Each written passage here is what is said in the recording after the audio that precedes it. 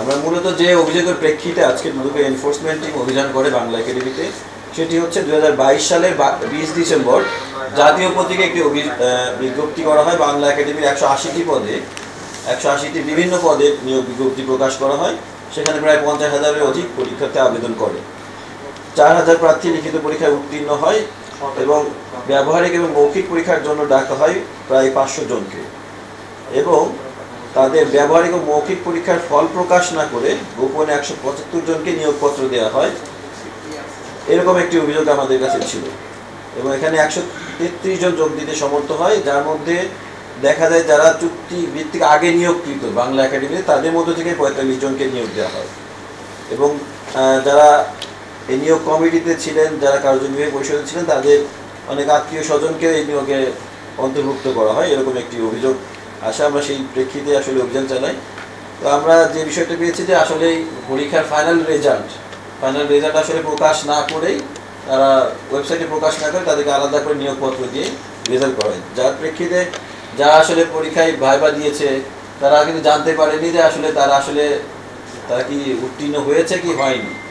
এখনও দেখা গেছে যে আমরা শুনতে পেলাম, আমাদের যারা ডিজি স্যার ছিলেন তারা এখনও ফোন করে যে আমরা কি চাকরিটা কি পেয়েছি কি না, কি রেজাল্ট জানতে চাই, কিন্তু আসলে তো রেজাল্ট দেওয়া হয়নি, কিন্তু নিয়োগপত্র দেওয়া হয়ে গিয়েছে তাদের মধ্যে।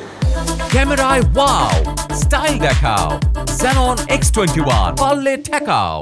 যারা নিয়োগ পেয়েছে তাদের মধ্যে আমরা ওই রেকর্ডপত্রগুলো দেখব, তারা কত নাম্বার পেয়েছে। অনেক আসলে পরীক্ষার্থী, সেই পরীক্ষার্থীদের প্রত্যেকের রেকর্ডপত্র এবং পরীক্ষার খাতা, এই জিনিসগুলো আমরা চেক করে ফাইনালি দেখবো যে কারা কত নাম্বার পেয়েছে, কিসের বেসিসে। এটা করতে আমাদের কিছু সময় লাগবে। আর্থিক লেনদেনের বিষয়ে আমরা ওনাদের বক্তব্য নিয়েছি। আসলে কেউ এখনও স্বীকার করেনি যে আসলে আমরা আর্থিক লেনদেনের মাধ্যমে নেওয়া হয়েছে। তো একটা বিষয় আমি বলি যে এখানে যে নিয়োগ পদ্ধতিটা যেভাবে হয়, যে একটা পদের এগেনস্টে সাধারণত বেশিরভাগ নিয়োগে 1-2টা করে পোস্টের এগেনস্টে এখানে নিয়োগ হয়।